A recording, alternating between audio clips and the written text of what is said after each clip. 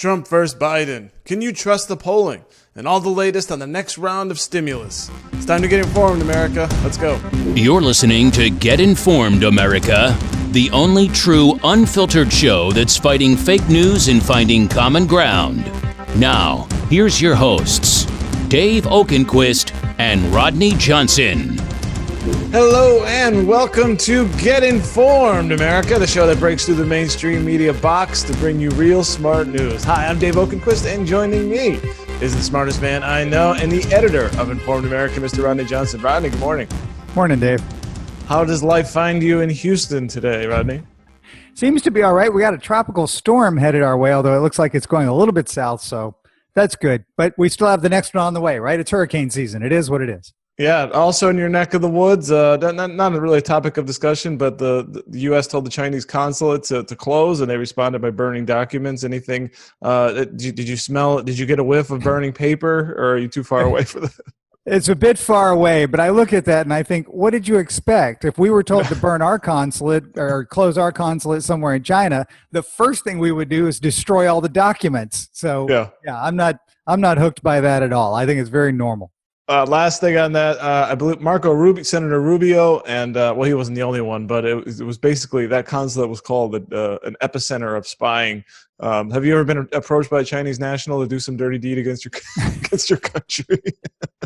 Well, wait a second. If I say no, then it leaves open the door. Right? I mean, come on. So, but have you heard that before? Because that is your neck of the woods. It seemed like, obviously that's where there's a big spying center. Have you right, and they troll all the streets looking for people who work at home and talk about economics. I mean, we're high on the list. Forget all those scientists and all those engineers that live around me and all those crazy people. So, well, hey.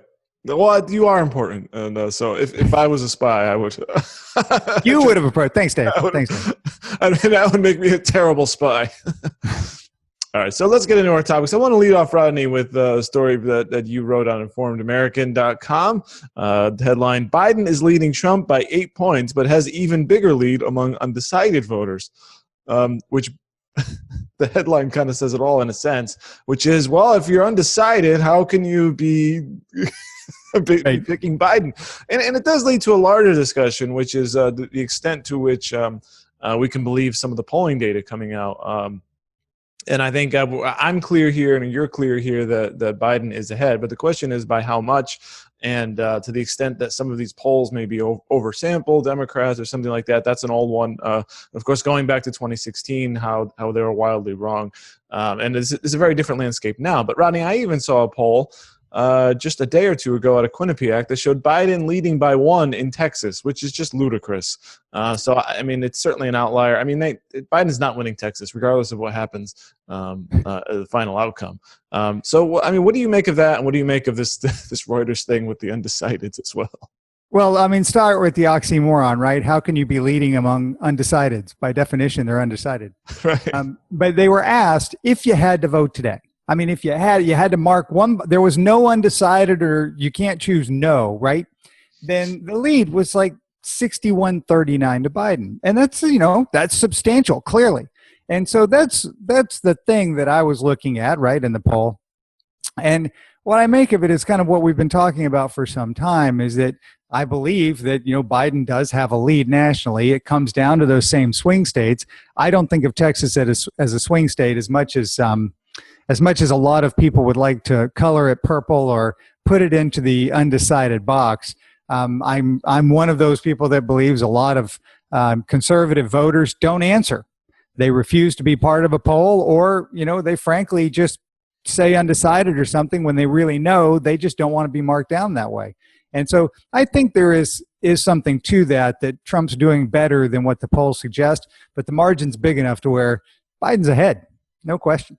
Yeah, it may not matter at all. I mean, well, I think nationally, I think that the upper limit for Trump would be about a Biden 3-point lead, something like that, which is basically what it was in 2016. So, in other words, there is a certain tipping point where a national lead becomes insurmountable, even though it does come down to those states because it's just right.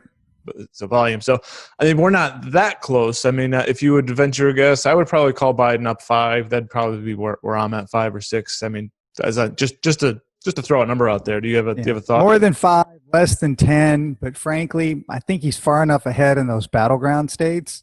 It's going to be pretty hard to catch up. And as I said on this show, several weeks ago, I haven't seen anything that the Trump camp has done for outreach to the younger voter, and particularly the younger female voter. And until we see that, I think he's running behind.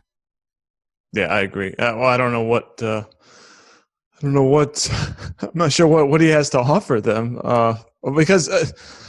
Well, first thing is rule of law. I mean, I think I'm one of those again, right? I'm one of those. I look at these protests, and I support everybody's right to protest, right? Go out and make it happen. The venture into violence, I do not. And then the venture into just straight up rioting for no particular reason is idiotic. And so when you look at these cities around the nation that are allowing this, and they're allowing the destruction of property, and then Trump sends in the feds to protect the federal property, which is, by the way, their job. It is protected by, federal marshals and federal agents of different agencies. And then people are denouncing him. It's like, what did you want to have happen? And so I think that's working in the favor of Trump for many people who say, wait a second, protest is okay, but the rule of law has to apply or else this is anarchy. And with that example in Portland, the mayor got a little bit of tear gas after multiple warnings. By the way, that's something you wrote on. That's something that I'm going to discuss with the Facebook. That I'm discussing with the Facebook group today. It is interesting though. So the law and order thing, I think this went a little too far. But the really interesting thing is, like in a place like Portland, the mayor, you have no support from the mayor, police force. The mayor won't, and then the governor won't bring in the National Guard. So it's a handful of federal troops. Rodney, it's almost like some of these locales are willing to let their cities burn so that Trump can lose. Is that too conspiratorial? I don't know if it's conspiratorial. They're willing to let their cities burn, for a protest to go on about something they believe in. I mean, I'm not assigning them, a bad actor quality, but they're highlighting the exact thing that a lot of people are very uncomfortable with. Is as they say, if you stand by and do nothing, eventually they come for you. And I won't go through the whole quote, but so the idea is, wait a second, the rule of law is supposed to apply to everyone. And if you're saying these people get a pass just because I agree with them, ideologically, that's a real problem when you don't agree with me ideologically one day. And so, you go back to the Portland mayor who said, tear gassed for no reason, just standing around. He doesn't say because the protesters started a fire on the inside of the gate by the courthouse where the federal agents were, and they announced several times, this has been declared a riot, you must leave. I mean, it was dead on clear, and most of the media, clearly I learned it from some media, but most of the media didn't portray it that way. And so that's, people are looking at this and going, wait a second, this sure seems one-sided and not in a way that protects the rule of law, and that is the problem. No, you see, the president escalated the situation. See, they were peaceful until he showed up and egged them on. And yeah. There's graffiti and destruction at courthouses around the nation that says otherwise. It's ridiculous. I mean, that was the escalation. And so what? You just, because I'm not going to make you mad, so you just have the whole city, because anything else would be escalation. You can destroy what you want so that you'll be happy. Yeah. And then you will be happy, right? Once you get that one thing you want, then the mob just goes away, right? They don't press on for more. I forget. I don't know. We'll figure it out as we go. Rodney, let's move to the negotiations on the next round of stimulus. We actually asked our Facebook group about this. Many of them, I believe nearly 80%, were not in favor of another round of another $1 trillion spending bill, but it is happening. The question is kind of when and what is going to be in it now.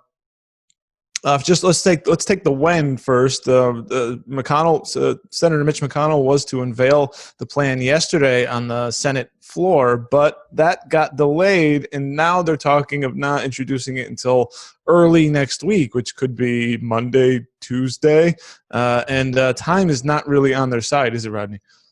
Really isn't. The $600 federal bonus for unemployment checks, the weekly $600 bonus check, runs out next Friday, July 30th, 31st.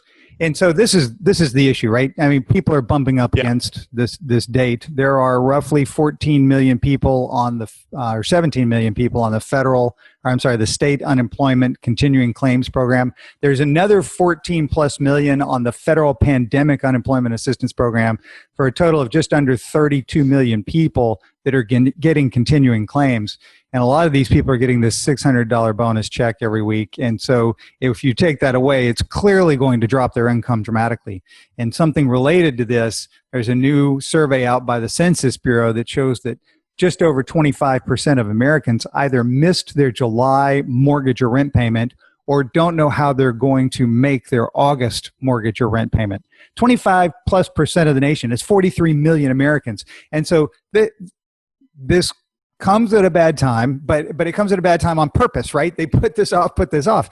And so I don't necessarily support these very large programs the way they're structured. And one of the reasons is, if you look at the previous one, which, with the additions they did, is now just under $3 trillion. Yeah. They've only spent 60% of it. So, you've got another, $1.2, $1.4 trillion sitting out there that is already authorized that hasn't been used. And the problem is it's held up in bottlenecks for how it's supposed to be used, these Main Street lending programs and these other things that don't really get to the heart of the issue, which is individuals who can't go to work and then, can't spend. And then you have some very small businesses that can't touch the money either. And so, again, I'm not a big fan of what's gone on. We have already approved like 12, 13% of GDP in terms of this stimulus relief money, when it looks like, we'll get these numbers next week as well, GDP fell by about 10% or a little bit less. And so if we've already approved 12, when GDP only fell about 10, seems weird to say only, but true, then why are we going to approve yet another some percentage points of GDP to attack this? Let's look to the next level, which is what businesses can come back, where can people go back to work, and how can we motivate that step versus continuing to pay for this stasis that we're in. Yeah, and this particular bill is at least, because you mentioned the $3 trillion, the Republican proposal was going to hover somewhere around $1 trillion, so certainly less. But of course, Democrats won't agree to that, so it's going to be higher.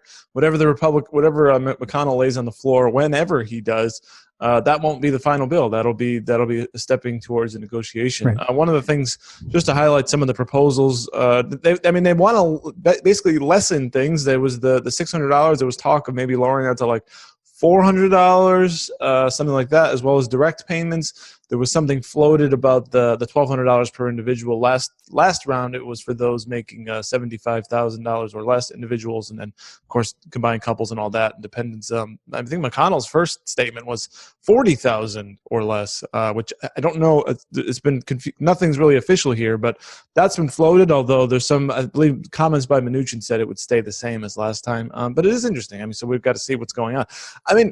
I got to think about this politically, Rodney, because we've got an election. Everything they do, whatever that comes out this round, is going to be scrutinized and may weigh in people's minds on how they go to the voting booth. And they'd be like, well, I got $1,200 last time and that helped, and now I don't get it because I quote unquote make too much. While I don't feel like I'm anybody wealthy or anything, I'm barely above poor, like lower middle class or something, or something like that. And well, maybe these guys couldn't do it. Maybe the next guy can help me out. Don't you think that has to weigh on? Don't you think that's got to be part of the calculus going on here about how this might affect voters? To the extent that people get relief, that 25% that can't pay the rent and mortgage, Rodney? Of course, it's part of the calculus, is trying to get votes as well. But re-election is always in the backs of the minds of politicians, and now it's in the front of their minds because the election is coming up. But they didn't choose when the pandemic showed up, and so it's an action with a political bent instead of a political bent, coming with an action. So we've got to look at it the right direction. But the case has always been there, right? Where the argument is a difference of does the government take care of you or do you take care of yourself? And so, that the Democratic view has always been larger government, benevolent force that comes in and provides these programs that takes care of you in a big way. Whereas the conservative view has always been, no, that doesn't work very well because they end up bloated with a lot of bureaucracy and then picking winners and losers, blah, blah, blah. And so we're in the same boat we've always been. We just have this pandemic sitting here. And will it change voters' minds? I don't think so. I mean, is it going to be talked about at the election? I think so, but I think people are they're much clearer on their views given the history over the past several years with Trump and his programs as to what they want to have happen for the next 4 years. And frankly, I think the protests are going to play a much bigger role than this. For my point, I understand everything you said. I have the point of view, which is shared by many, I think, is that the government, you broke it, you bought it, you own it. You didn't. Businesses didn't close. There wasn't market forces that caused all these businesses to close. The government said you had to close, and so you broke it, you bought it. That's my thought. Oh, by the way, can they come back? That's the and so I kind of started there, a couple of minutes ago. Focus on what the next thing can be, and try to support that. So Yelp, which is, the rating service that people use for many things, but the big one people talk about is restaurants. And so their survey of restaurants showed that about 24,000 restaurants closed because of the pandemic. And of those 24,000, just over 50% closed for good. Mm-hmm. So they're not coming back. Should you be funneling money to them because they're not coming back? I mean, that's kind of the reality on the ground. Or do you look at it and say, guess what? We're going to have some version of social distancing or lower density or whatever for a couple of years to come is the estimate. And so focusing on them is the wrong place. We should be focusing on whatever the next thing is, better delivery service, bigger outdoor seating, that sort of thing is my point. Yeah. But meanwhile, that half of those restaurants, they have staff who there is no other restaurant to go work to, or there is, or many less. So it's a tough one. Yeah. Rodney, just on protests, I've had this thought, and maybe there's something we could flesh out on another show at a later date as we get closer. But I've had the thought that we're going to see election night, and maybe even leading up to election night, there's going to be mass demonstrations out in the streets and potentially chaos. Stories of, I don't know. I see it now. I see this as a very coordinated and organized effort. And what are your thoughts on seeing what we're seeing now spilling over onto election night, the eve of election night, that kind of thing? Because election night, it would be odd for that sort of thing to happen on election night, because you would presume that the protests would be in places where people vote. And if you start interfering with voting places, then you've really crossed a big line in the United States. I mean, that's one of those things we don't do or generally don't do, right? There are some instances of it, which is what makes it, so notable. And so I would be surprised if we see it like that. I think you'll see vigils. As opposed to protests. I think you'll see a lot of people out who are very interested in the results, particularly if it looks like that Biden is going to win. I think you're going to see just phenomenally big crowds out of people, who are expressing their point of view. Let's go there. Yeah. So we'll keep an eye on that. A couple of final things before we get out of here. Just just get your quick thoughts on things. The 2021 Ford Bronco, a Jeep killer. That was your title on informedamerica.com. And man, this thing looks sweet. And I am not a fan of Jeeps. I think they are chintzy and overpriced. That's my official position on Jeeps, but not this Bronco. I think this thing will be a Jeep killer. It looks chunky and bulky and sleek. I love it. So what do you think? What do you think of the Bronco? I mean, you got to be loving this thing too, right? At least it looks like it so far. I think it's cool looking. I mean, I like the old Broncos from the late 60s in terms of just, the look of them. But the Broncos from the late 70s, early 80s, that big hulking mass gas guzzling beast, it could do most anything. And so I wrote about this potentially being a Jeep killer, and a reader actually wrote back and is like, nah, the thing doesn't have towing capacity or anything else that, that can match the Jeep. And I thought, well, that's a good point. But, they said the same thing about the Toyota FJ when it came out. I had to be 15, 16 years ago, right? Yeah. And that thing has that same sort of look as the Jeep and this new Bronco. Just the two-door, though. It is, and they just don't sell that many. Yeah. They don't sell that many. And even the Jeep category, they sell a couple 100,000 a year, dropped to 228 last year. Yeah. This Ford Bronco, they took orders, and they only took orders for 3,500. They opened it up for another 3,500. It's just not big enough in terms of the numbers, but we'll see. It's a pretty cool looking vehicle. And if they're doing this, I would imagine the next thing we're going to see is a Blazer, because GMC is not going to, or Chevy isn't going to be left out of this equation, because if a category can actually make a little money, they need to get into it. Certainly. Next item, Rodney. We had the Washington Redskins controversy. They pulled the name. They're ready to unveil, just like Mitch McConnell on the Senate floor. The Dan Snyder was going to reveal the new name of the franchise, and that didn't happen. I think there's potentially some trademark dispute over. Anyway, so that's the story. So right now, for the time being, Rodney, for the start of this next season, if there is a season, the football team, or they will be called the Washington Football Team. That's a hell of a name, Rodney, isn't it?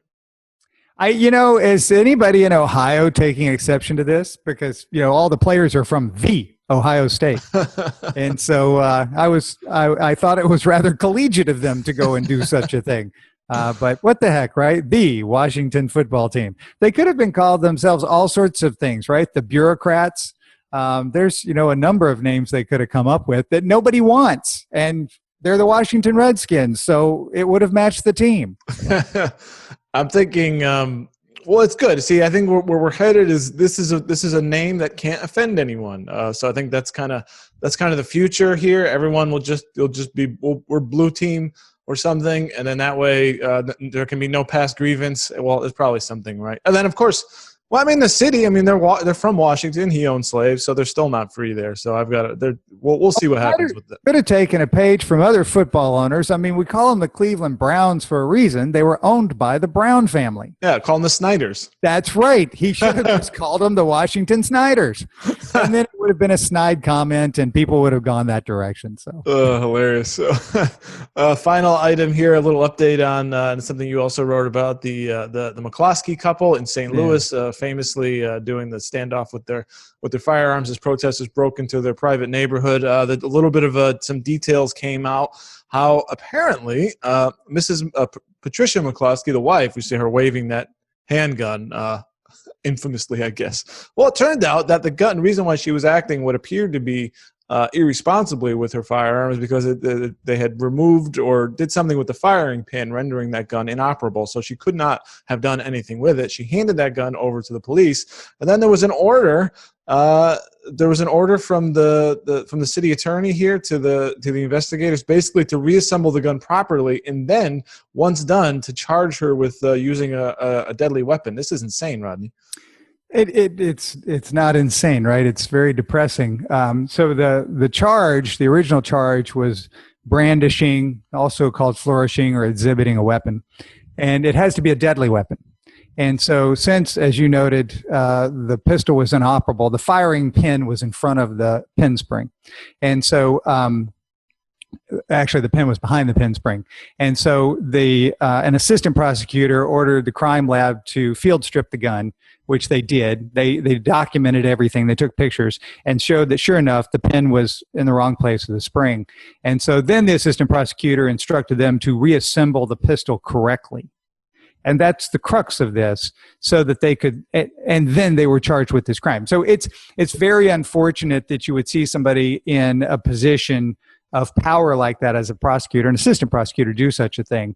And I'm with everybody who wrote in. This person should be immediately removed from their job, not just fired, but charged, because you have to stop this sort of prosecutorial abuse. And we don't.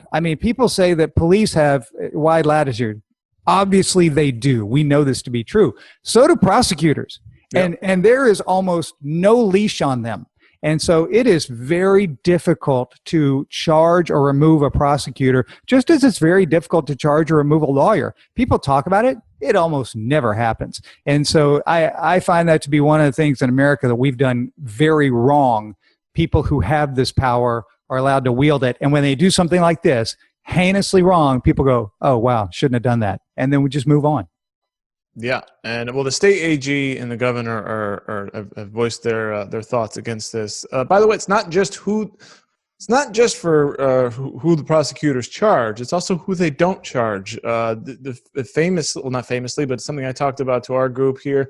This same prosecutor declined to charge dozens of rioters in St. Louis over the back in early June.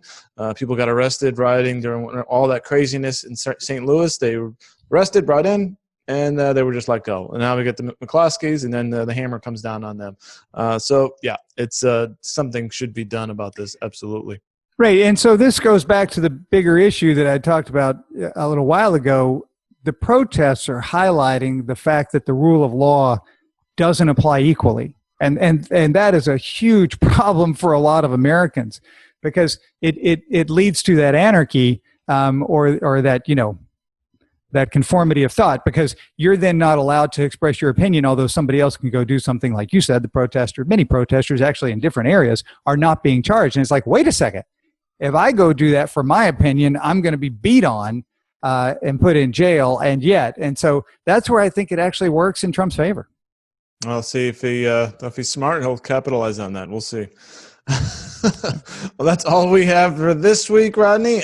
Thank you all for watching and listening. Of course, you can become an informed American by subscribing to this channel. And if you've enjoyed the show, hit the like button. Rodney, if people head on over to informedamerican.com, they can get real smart news. What stories are you looking at maybe putting out there over the weekend and next coming days that people can find? It's definitely going to be about the stimulus package, because, we talk about protests, but the relief package is money in people's pockets or not, a lack thereof. And then we do get the first estimate of second quarter GDP on Thursday. Mm-hmm. And so that's when we get the first look at how deep the fall was in the United States. And, what's it going to be? I don't know, somewhere between 8 and 10% overall, and then that becomes annualized. So the report you're going to hear is somewhere between 36 and 40%. Mm-hmm. And so it's going to be a big number. Great. For Rodney Johnson, I'm Dave Oakenquist telling you to get informed, America. You've been listening to Get Informed, America, brought to you by the Informed American Radio Network. Please like and subscribe today in order to get new exclusive weekly episodes. Any questions, thoughts, or comments can be sent directly to info@informedamerican.com.